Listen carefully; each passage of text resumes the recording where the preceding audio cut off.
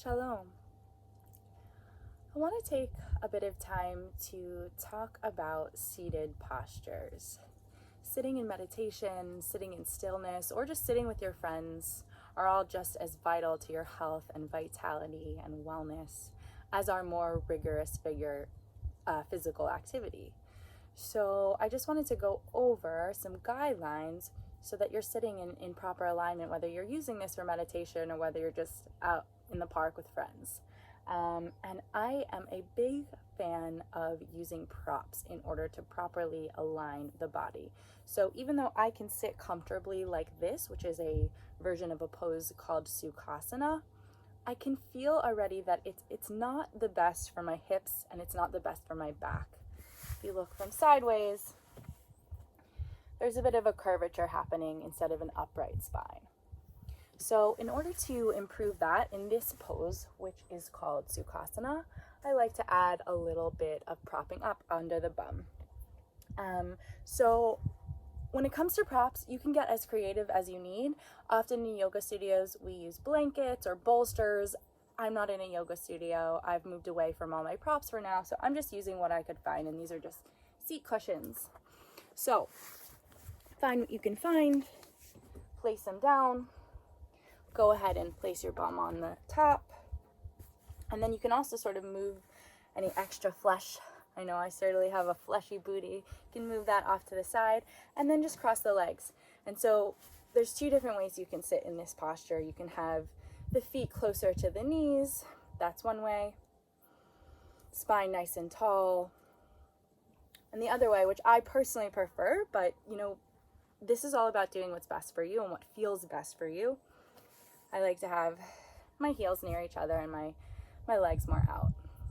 So I can sit in this pose with much more ease when my hips are propped up and I feel less tension in my back, less clinging, and less also in the hips. So this is just a version of a seated pose, sometimes called sukhasana.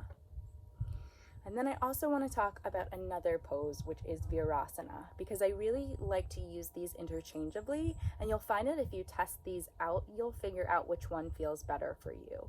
So I have a lot of lower back pain and lower back issues from an old injury, from old injuries, from my gymnastics time and from working as a coach. And anyhow, so I also want to get into virasana.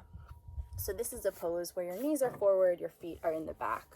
So basic pose from the front looks like this. And if you look at it from the side,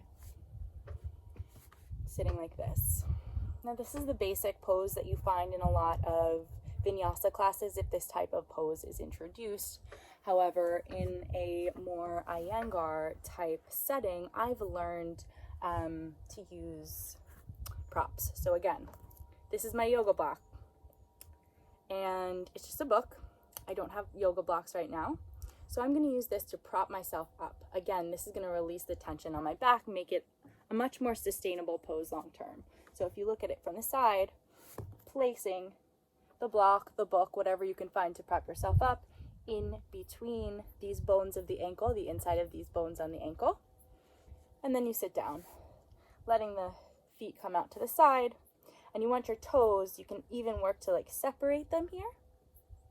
And then you want them pointing in that direction, away from your bum, knees pointing in this direction. Finding the length in your spine here. So this is virasana, the other one is sukhasana, and I hope you will play around with these, see what feels good for you.